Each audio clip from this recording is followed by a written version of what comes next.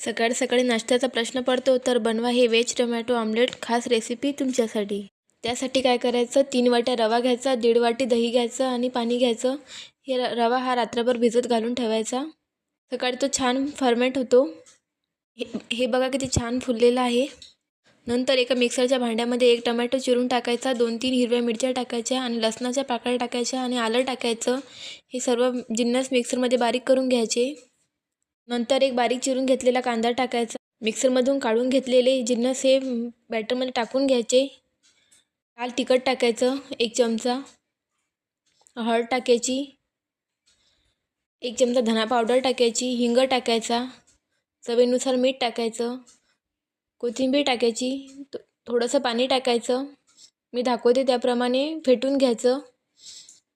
व्हिडिओत दाखवते त्याचप्रमाणे बॅटर करायचं आहे। हे बघा, तव्याला तूप किंवा तेल लावून हे बॅटर पसरवून घ्यायचं आहे। ही रेसिपी खूप छान आणि टेस्टी पण आहे।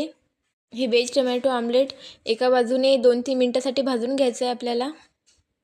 हे बघा 2-3 मिनिटं झालेले आहेत आपले। एक बाजू भाजून झालेली आहे, वरून थोडंसं तेल लावायचं आणि दुसऱ्या बाजूने परत भाजून घ्यायचं आहे। हे बघा किती छान झालेलं आहे। तुम्हाला ही माझी रेसिपी आवडली असेल तर तुम्ही माझ्या व्हिडिओला लाईक करा, शेअर करा आणि सबस्क्राईब करा। आणि इंस्टावरून जर बघत असाल तर फॉलो करा आणि कमेंट करायला विसरू नका।